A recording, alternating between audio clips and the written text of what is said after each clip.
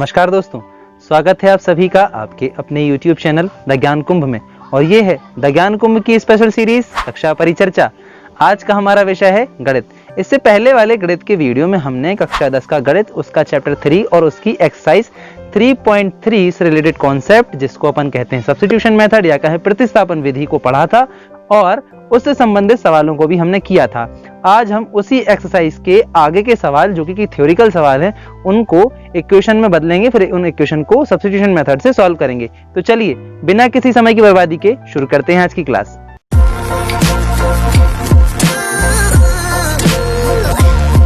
तो आगे की क्लास के लिए अपन आ गए हैं बोर्ड पर। आप भी अपने हाथों में नोटबुक और पेन लेकर एकदम तैयार हो जाइए, ताकि यहां बताए हुए एक एक पॉइंट को आप नोट कर सकें। तो चलिए अपन शुरू करते हैं, लेकिन शुरू करने से पहले अपन ये डिस्कस कर लेते हैं कि आज अपन पढ़ेंगे क्या क्या। आज अपन एक्सरसाइज 3.3 में जो थ्योरिकल सवाल दिए हैं, उनकी थ्योरीज को इक्वेशन में तब्दील करने के बाद उनको सॉल्व करेंगे, वो भी सब्स्टिट्यूशन मेथड से। तो चलिए अपन पहले सवाल से स्टार्ट करते हैं। तो आज का अपना पहला सवाल, लेकिन एक्सरसाइज का सेकंड सवाल क्या है कि अपन को दो इक्वेशन दे रखी है, वो मैंने यहां पे बोर्ड पे लिख ली है। इनको हमें सॉल्व करना है, फिर इनको सॉल्व करने के बाद एक्स वाई की वैल्यू निकालना है और उसको फिर ये तीसरी वाली इक्वेशन में रख के m की वैल्यू हमें फाइंड करना है। ये हमें सीधा सीधा लिखा है। तो चलिए अपन इन इक्वेशन को सॉल्व करना शुरू करते हैं। पहले तो सबसे पहले देखिए, आप देख सकते हैं दो इक्वेशन अपने सामने लिखी हुई हैं। आप पहली दूसरी कोई सी भी चूज कर सकते हैं, ऐसा तो आप जानते ही हैं। तो अपन पहली चूज कर लेते हैं फ्रॉम इक्वेशन 1। ठीक है, अब इक्वेशन 1 क्या है? वो है 2x प्लस 3y लिखना था, मैंने x लिख दिया। 3y is equal to 11। ठीक है, अब मैं x या y दोनों में से किसी एक की वैल्यू निकाल सकता हूं। तो मैं यहां पे x की वैल्यू निकालूंगा, 2x को यहीं छोड़ दूंगा, 3y को वहां ले जाऊंगा। तो ये 3y माइनस में हो जाएगा, तो माइनस का 3y बचेगा। x को भी अब x को अकेला, क्योंकि x की हमें नॉन परमानेंट वैल्यू चाहिए, 2x की थोड़ी चाहिए, तो 2 को वहां लेके जाऊंगा, यहां मल्टीप्लाई में है, वहां जाएगा तो ये अपॉन में पहुंच जाएगा। इस तरह से ये इक्वेशन 4th बन जाएगी। ठीक है, उम्मीद है आपको इतना तो समझ में आया होगा। अब इसके बाद अपन थोड़े और आगे बढ़ते हैं। अब अपन इस वैल्यू को कहां रखेंगे? इस वैल्यू को अपन इक्वेशन सेकंड में रखेंगे। अगर आपने ये non permanent value equation first से निकाली है, तो आप इसको इक्वेशन सेकंड में रखेंगे। अगर सेकंड से निकाली है तो फर्स्ट में रखेंगे। ये नियम ही है इस विधि का। तो put the value of x in equation second. ठीक है, अब इक्वेशन सेकंड क्या है? इक्वेशन सेकंड को अपन यहां लिख लेते हैं, 2x minus 4y is equal to minus का 24। ये इक्वेशन सेकंड है। अब अपन जहां भी x है वहां अपन ये पूरा रख देंगे। तो 2 इंटू एक्स की जगह क्या आएगा? 11 minus 3y upon 2 minus 4y is equal to minus 24। यहां आप देख सकते हैं मल्टीप्लाई में 2, डिवाइड में 2, 2 से 2 डिवाइड हो जाएगा। क्या बचा? 11 minus 3y minus 4y is equal to minus 24। ठीक है, अब ये y जो नंबर है, इनका कैलकुलेशन आपस में हो जाएगा। दोनों माइनस में है, 3 प्लस 4, यानी कि ये दोनों जुड़ जाएंगे, क्योंकि माइनस में है, दोनों के साइन एक से तो जुड़ेंगे। तो ये हो जाएंगे माइनस के 7y। आप 11 को वहां ले जाइए तो माइनस 24, और 11 वहां जाएगा तो ये भी माइनस में हो जाएगा, क्योंकि ये अपना घर बदल लेगा। इस घर में प्लस का था, उस घर में जाएगा तो माइनस का हो जाएगा। अब ये माइनस 7y वैसे ही रहा, ये दोनों भी माइनस में, तो ये दोनों भी जुड़ जाएंगे, ये हो जाएंगे माइनस के 35। इस माइनस से इस माइनस को आप आराम से काट सकते हैं। इसके बाद y को यहीं छोड़ेंगे, 7 को वहां लेके जाएंगे, तो 35 अपॉन 7 से 35 कट जाएंगे। क्या बचेगा आपके पास? y is equal to 5। ये आ गई अपने पास y की वैल्यू। ठीक है, उम्मीद है आपको इतना समझ में आ गया होगा। अब अपन y की वैल्यू कहां रख देंगे? इक्वेशन नंबर 4 में रखेंगे। ठीक है, तो put the value of y in equation 4, ये आप लिख लेना। ठीक है, अब आप इसके y की वैल्यू कहां रख देंगे? इक्वेशन 4 में। इक्वेशन 4 क्या है? x is equal to 11 minus 3y upon 2, यानी कि x is equal to 11 minus 3, y की जगह 5 अपॉन 2। अब आप थोड़ा सा ऊपर देखें, x is equal to 11 minus 3 into 5, 15 upon 2, तो x इज इक्वल टू 11, एक minute, x is equal to 15 में से 11 जाएंगे क्योंकि माइनस का 15 प्लस का 11 घटेंगे, क्या बचेगा यहाँ पे माइनस का 4, ठीक है, क्योंकि 15 बड़ा है माइनस में, अपॉन बचेंगे 2, आप डिवाइड करेंगे तो x बराबर आपके पास आ जाएगा माइनस का 2। तो ये अपने पास x की वैल्यू आई माइनस का 2 और ये आई y की वैल्यू 5। उम्मीद है आपको इतना समझ में आ गया होगा। अब अपन इक्वेशन नंबर 3 में x और y की वैल्यू रख के m की वैल्यू फाइंड करते हैं। तो अब अपन m की वैल्यू निकालेंगे, उसके लिए मैंने यहां पे x और y की वैल्यू लिख दी है। अब इसके नीचे आप इबारत लिखेंगे, put the value of x and y in equation 3। अब अपन ने इक्वेशन 3 किसे दिए नाम दिया था, वो थी ये y is equal to mx plus 3, जहां पे m था जिसकी वैल्यू हमें निकालनी है, y की जगह आप रख देंगे 5, m वैसे का वैसा x की जगह रख देंगे आप माइनस का 2 और प्लस में 3। अब ये 3 यहां आएगा तो 5 माइनस 3 हो जाएगा क्योंकि यह प्लस में है, इस तरफ जाएगा तो माइनस में हो जाएगा, ये हो जाएगा माइनस का 2m, ठीक है।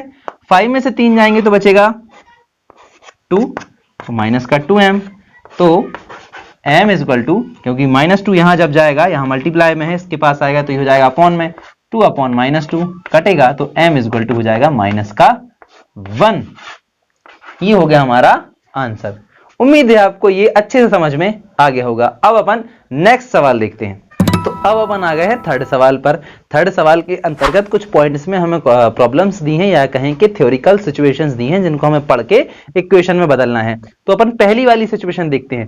पहली वाली सिचुएशन में हमें ये लिखा है कि the difference of two numbers is 26, माने दो नंबर्स का जो डिफरेंस है वो 26 है और एक नंबर दूसरे से 3 गुना ज्यादा है, ठीक है, यानी कि one number is 3 times than other. तो फाइंड द नंबर्स, हमें दोनों नंबर्स को निकालना है। तो कितना सिंपल है, आप देख ही सकते हैं, अपन दो नंबर निकालना है तो अपन दोनों को अलग अलग सपोज कर लेते हैं ना। मैंने यहां सपोज किया कि वन नंबर या फर्स्ट नंबर भी लिख सकते हैं, one number is x and other number is y। आप वन नंबर या फर्स्ट नंबर सेकंड नंबर करके भी इन्हें सपोज कर सकते हैं। पहली शर्त देखें, अकॉर्डिंग टू द क्वेश्चन। अब आप कहेंगे कि सर आप इतने जल्दी जल्दी लिख देते हैं, तो मैं बोल रहा हूं आप इतने काबिल तो हैं कि आप एक अकॉर्डिंग टू द क्वेश्चन लिख सकें, ठीक है। तो अब अपन आगे बढ़ते हैं कि डिफरेंस इनके बीच का कितना, 26। डिफरेंस का मतलब क्या होता है कि इनके बीच का अंतर जो है वो है 26, यानी कि अगर आप y से x तक जाएंगे तो आपको 26 तक चलना पड़ेगा, ऐसे आप समझ सकते हैं। इसका मतलब क्या हुआ कि यदि मैं x में से y को माइनस कर दूं तब टोटल 26 बचेगा, है ना। ये हो गई हमारी इक्वेशन नंबर फर्स्ट। उम्मीद है आपको इतना समझ में आ गया होगा। अब अपन दूसरी शर्त देखते हैं, तो अपन इतना लिखेंगे अगेन, है ना। आप पूरा लिख सकते हैं again according to the question, मैं सिर्फ अगेन लिख के काम चला रहा हूं। पहला नंबर या कहें वन नंबर पहले से दूसरे से 3 गुना ज्यादा है। अब 3 गुना ज्यादा कौन सा है, ये वाला है, ध्यान रहे 3 गुना ज्यादा ये वाला है।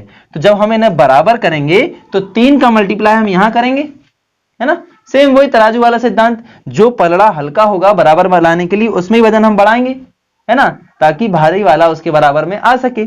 ये हल्का वाला है, ये 3 गुना ज्यादा पहले से है, तो आप इसमें 3 का गुणा कर देंगे ताकि ये दोनों बराबर में आ जाए। तो इस हिसाब से क्या हो जाएगा कि x बराबर 3y। ये हो गई इक्वेशन नंबर सेकंड।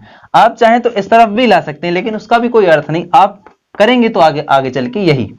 तो अगर आप x की वैल्यू को सीधे फर्स्ट में रख दें, ऐसा लिख सकते हैं आप, from equation second put the value of x in equation 1, तो हमारे पास नतीजतन क्या आ जाएगा कि x minus y equal to 26 ये इक्वेशन है।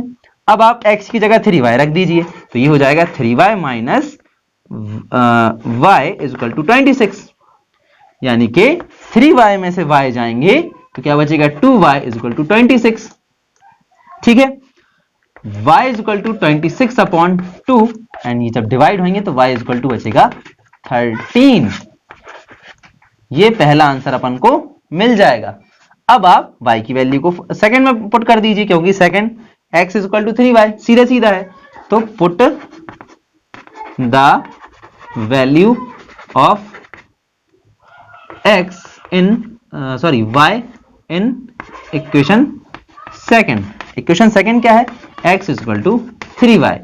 अब x यहीं रहने दो, 3 की जगह 3 रहने दो, y की वैल्यू कितनी निकाली हमने 13, तो आप मल्टीप्लाई कर दीजिए y की जगह 13 रख के, तो 3 का जब मल्टीप्लाई होगा तो x इक्वल टू हो जाएगा 39, यानी कि एक नंबर आ गया हमारा 39 और दूसरा नंबर आ गया 13। अब आप दोनों शर्तों पे से चेक भी कर सकते हैं। कैसे चेक कर सकते हैं कि पहला क्या था, इन दोनों के बीच का डिफरेंस कितना है 26, तो आप अगर x में से 13 घटाएंगे, 39 में से ये 13 माइनस कर देंगे तो क्या बचेगा 26 बचेगा।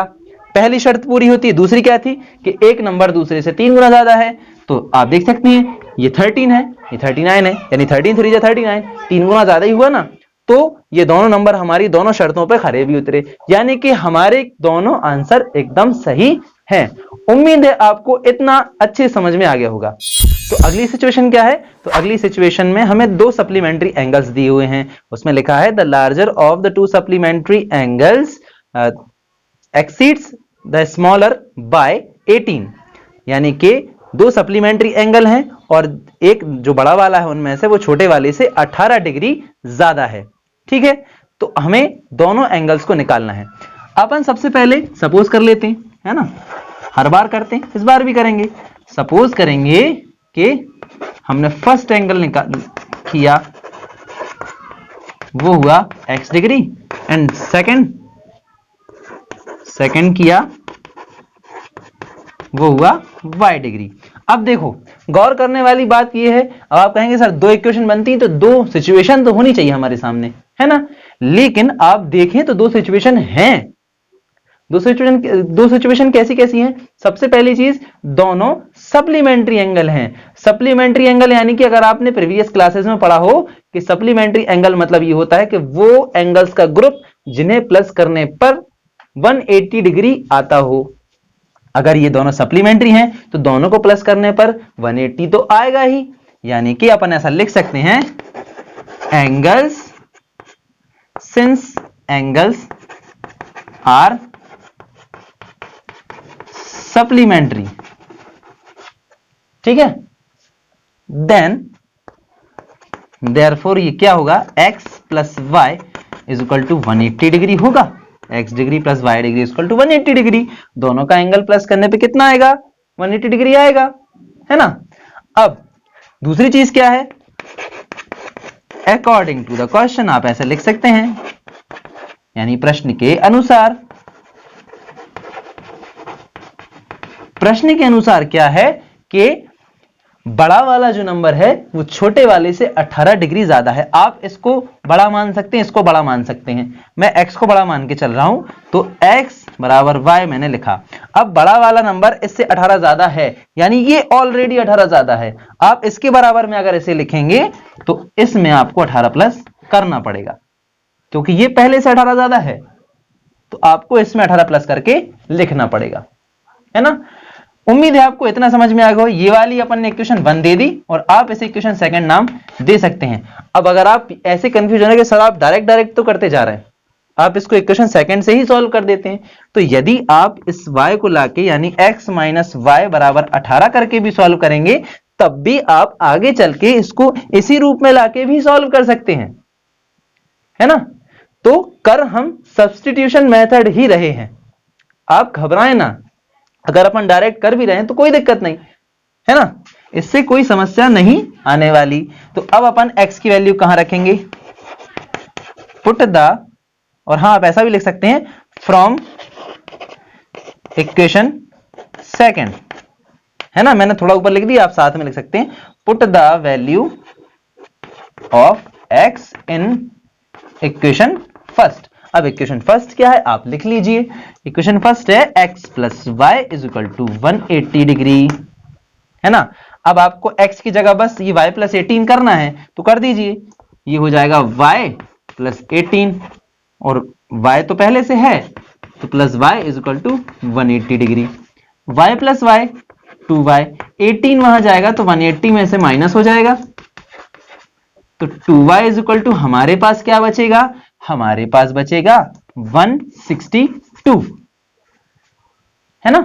अब आप y को यहीं छोड़ दीजिए, 2 को वहां ले जाइए, यहां मल्टीप्लाई में 2 जब घर बदलेगा तो डिवाइड में पहुंच जाएगा, अपॉन में 2 आप डिवाइड कर दीजिए, आपके पास आ जाएगा y इज इक्वल टू 81। ये हमारे पास पहली वैल्यू आ गई, है ना।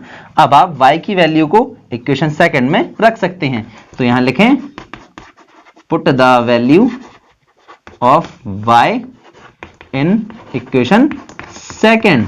इक्वेशन सेकंड क्या है, इक्वेशन सेकंड है x is equal to y plus 18, यानी कि x is equal to y की जगह 81 प्लस 18 निकाल लीजिए तो x इज इक्वल टू हमारे पास आ जाएगा 99 डिग्री। ये आ गई x की वैल्यू, ये आ गई y की वैल्यू।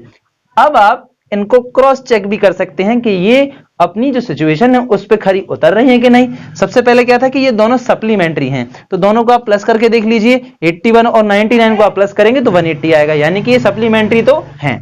अब दूसरी चीज कि पहली वाली दूसरे से 18 ज्यादा होनी चाहिए, तो ये 81 है, ये 99 है, आप 81 में 18 प्लस करेंगे तो 99 आ जाएगा, यानी कि x y से 18 ज्यादा भी है। इसका मतलब क्या हुआ कि हमारे जो आंसर निकले हैं वो एकदम सही निकले हैं। तो आज की वीडियो के लिए बस इतना ही, अपन आज यहीं फुल स्टॉप लगाते हैं, फिर अगली वीडियो में आगे की सिचुएशंस को भी अपन सॉल्व करेंगे। उम्मीद है आपको ये वीडियो पसंद आई होगी, यदि पसंद आ गई है तो इसे लाइक कर दीजिए और समझ में आ गई है तो दूसरे दोस्तों को भी शेयर करिए ताकि उन्हें भी समझ में आए।